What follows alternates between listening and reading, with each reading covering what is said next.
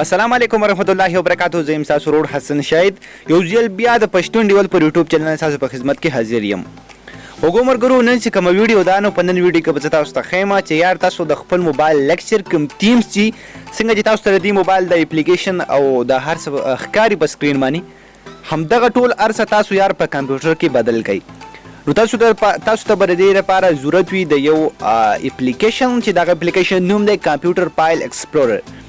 دغه اپلیکیشن چې کله تاسو په خپل موبایل کې ډاونلوډ کړئ او په خپل موبایل کې سٹارټ کړئ نو تاسو موبایل به بالکل د کمپیوټر د ښکاری. تاسو موبایل به کمپیوټر د ښکاری خو بیا د کمپیوټر او د موبایل هیڅ زیات فرق وي.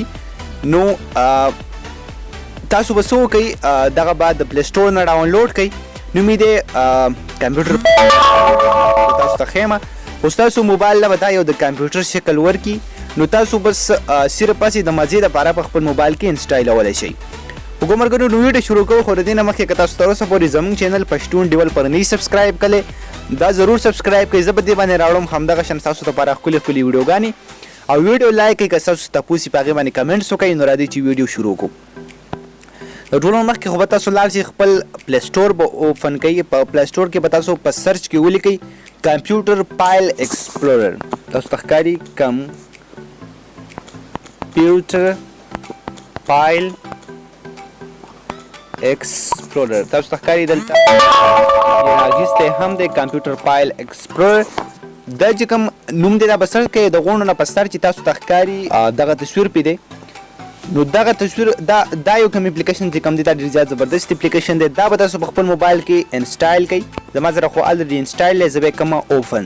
تاسو ته ښکاري زه تاسو ته دا ټول انټرفیس هم ښیم چې په دې کې کار څنګه کیږي.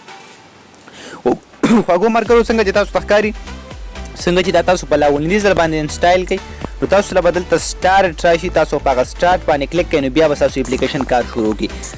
دا به چې کله تاسو په خپل موبایل کې انسټایل کړئ نو ستاسو په موبایل کې به تاسو ته ښکاري په دې کې دا فولډر بالکل فرست ټایم د کمپیوټر داسې نه ښکاري. تاسو به خپل موبایل روټ کړئ یعنې تاسو په خپل موبایل دا بل شیان ونیسئ. نو اوس تاسو وګورئ بالکل ستاسو د موبایل نه به د کمپیوټر داسې شکل به تاسو له درکوي او د دې نه وغیره تاسو ته به هر څه ډېر اسان درکوي. تاسو کو ته ښکاري که ستاسو په موبایل کې چیرته دغه فایل منیج نه وي او یا پکې ګیلري صحیح نه وي نو تاسو دا هم شي استعمالولی. تاسو ته ښکاري په دې کې تاسو ته فیورټس چې کوم دي هغه ځان نه ښکاري، پکچر ځان نه ښکاري، میوزیک ځان نه ښکاري، ویډیو ځان نه، ډاونلوډ ځان نه او ډاکومنټ ځان نه. بیا تاسو دلته په دې سایټ کې وګورئ نو په دې سایټ کې هم تاسو ته دغه شان د کمپیوټر داسې هر څه ښکاري او دلته تاسو ته هر څه شو کوي. او بیا تاسو چې کله خپل میمري کارت ته دننه ننوځئ تاسو ته ښکاري بالکل د کمپیوټر داسې دغه شان پکې دغه لوکل ډیسک او دغه شان د میمري کارت پکې هم شو کوي او هر څه بالکل د کمپیوټر داسې دي. نو دا صرف تاسو په خپل موبایل کې هسې د مزې دپاره شی انسټالولی نور دا د کمپیوټر داسې کار نه کوي. په دې کې داسې هېڅ نشته چې د کمپیوټر داسې کار وکړي او دغه شی تاسو ته ښکاري دغه پکې ویډیوګانې دي او داسې پکې تاسو هر څه ډېر زیات زبردست طریقې سره شی راړولی. دا اونلی ستاسو موبایل د یو کمپیوټر شکل ورکوي او ستاسو موبایل ښکلی به بیا ښکاري چې همدغه شان پکې تاسو ویډیوګانې ورسره راړوئ نو تاسو له به مزه درکوي. ها نو هغو ملګرو دا و د نن ویډیو یار ډېر زیات زبردست اپلیکیشن ومال چې تاسو سره یې شیر کړمه.